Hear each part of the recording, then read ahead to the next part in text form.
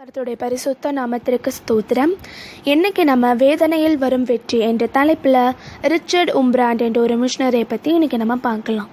Romania நாட்டில் கம்யூனிச கொள்கை ரொம்பவுமே தீவிரமாக இருந்த சமயம் கிறிஸ்தவர்கள் ரொம்பவுமே துன்புறுத்தப்பட்டாங்க. வார்த்தைகளால் வர்ணிக்க முடியாத அளவுக்கான சித்திரவாதிகள் அனுபவிச்சாங்க. பல கிறிஸ்தவ சபைகள் கம்யூனிஸ்ட் ஆட்சிக்கு வேறு வழியே இல்லாமல் இணங்கி செயல்பட்டு போச்சு. இந்த இக்கட்டான சூழ்நிலை ருமேனியா நாடு முழுவதும் இருந்தது. அந்த சமயத்தில் தான் கிறிஸ்துவுக்குள்ளாக தைரியமாக எழுந்தார் ரிச்சர்ட்.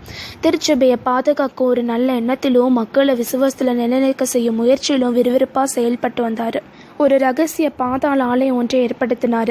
அந்த ஆலயத்தில் மக்கள் கூட்டம் நிறைய ஆரம்பிச்சது. உலக பயங்கள் எல்லாமே அவர்களை உதறிவிட்டு ஓடி போச்சு. ரிச்சர்ட் ஒரு போதகராக அந்த ஆலயத்தில் செயல்பட்டு வந்தார். மக்களுக்கு ரட்சிப்போட முக்கியத்துவத்தை அனுதினமும் சொல்லி கொடுத்துட்டு இருந்தார்.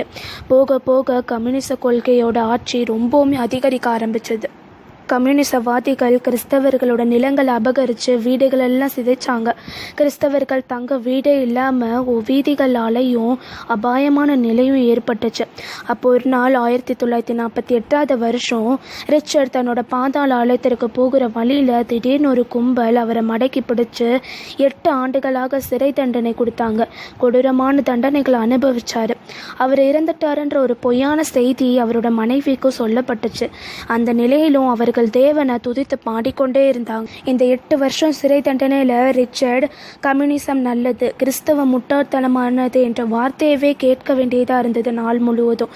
ஆனாலும் அவர் இயேசுவை போற்றி பாடுவதிலேயே உறுதியாக இருந்தார். பல கொடூரத்திற்கு அப்புறமா விடுதலை செய்யப்பட்டார். அதுக்கப்புறம் திரும்பவுமே 25 வருடங்கள் சிறை தண்டனை பெற்றார். வேத புத்தகங்கள் ருமேனியர்களுக்கு கொடுக்கறதுல தீவிரம் காட்டியிருந்தார். இப்படி கிறிஸ்துவுக்குள்ளாக 1000 துன்பங்கள், கஷ்டங்கள், வலிகளுக்கு மத்தியிலும் கிறிஸ்துவுக்குள்ளாக நான் வாழ்வேன்னு உறுதியாக இருந்தவர் ரிச்சர்ட். நாமளும் கண்டிப்பாக இப்படி தான் இருக்கணும். எத்தனை துன்பங்கள் வந்தாலும் கிறிஸ்துவை மறுதளிக்க சொல்லி யார் நம்மளை பயமுறுத்தினாலும் கிறிஸ்துவுக்குள்ளாக நம்மளை நிலைத்து நிற்கணும். அப்படி நம்ம நிலைத்து நிற்கும்போது கிறிஸ்துவானவருடைய துணை நம்மளோட என்றென்றுமே இருக்கும். நம்ம எப்போவுமே கிறிஸ்துவானவருடைய இரத்த கோட்டைக்குள்ளாக இருக்கப்படுவோம். இன்றைக்கி நம்ம கேட்ட இந்த மிஷனரி கதையை நம்மளோட இரத்தத்தில் தியானித்து கொண்டதன்படி நடக்கலாம். நாளைக்கு இன்னொரு மிஷனரி கதையில் சந்திக்கலாம். God bless you.